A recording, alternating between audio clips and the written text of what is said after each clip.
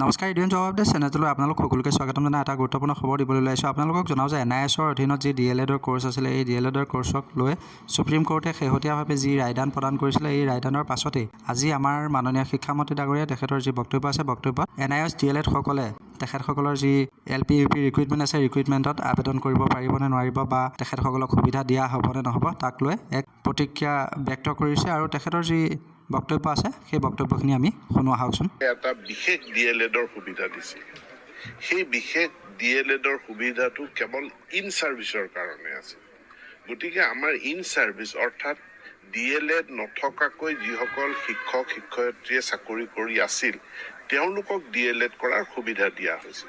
কিন্তু বহুত প্ৰাইভেট বিদ্যালয়ও আবেদন কৰিলে যে আমাকো এই সুবিধাটো দিব লাগে, কাৰণ আমাৰ প্ৰাইভেট বিদ্যালয়ৰো শিক্ষক শিক্ষয়িত্ৰীসকলৰ ডিএলএডটো প্ৰয়োজন হোৱাটো উচিত। গতিকে মিনিষ্ট্ৰীয়ে প্ৰাইভেট বিদ্যালয়ৰ ডিএলএডটো এলাউ কৰিলে। ইয়াৰ সুযোগতে বহুতে প্ৰাইভেট বিদ্যালয়ত বা ভেঞ্চাৰ স্কুলত তেওঁলোকে চাকৰি কৰি আছো বুলি তেওঁলোকে ডিএলএড কৰিলে। কিন্তু আমাৰ চৰকাৰী দৃষ্টিকোণৰ ফালৰ পৰা আমাৰ যিটো আছিলে যে ইন সাৰ্ভিসৰ কাৰণে আছিলে, ইন সাৰ্ভিসৰ কাৰণে যিটো ডিএলএড ডিগ্ৰী আছিলে, সেইটো নন সাৰ্ভিস কেণ্ডিডেটে কেনেকে এভেইল কৰিলে। গতিকে যিসকল নন সাৰ্ভিসে এভেইল কৰিলে তেওঁলোকক এইটো কোৰ্টে বাৰণ কৰিছে, আৰু কোৰ্টৰ ওপৰত আমি যাব নোৱাৰো।